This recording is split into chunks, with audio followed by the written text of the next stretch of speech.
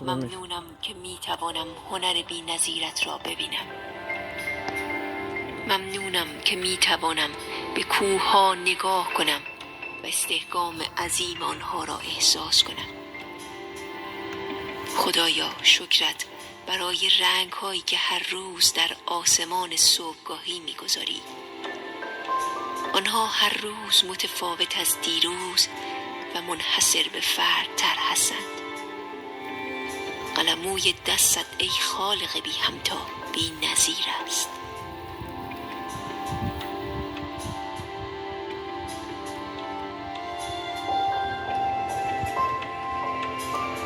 ای خداوند، برای عشق مادری و حمایت محبت آمیز پدرم سپاس گذارم. برای دوستان خوب، چت‌های طولانی و خنده‌های از ته دل سپاس گذارم. برای احساس همزیستی مسالمت آمیز در جامعه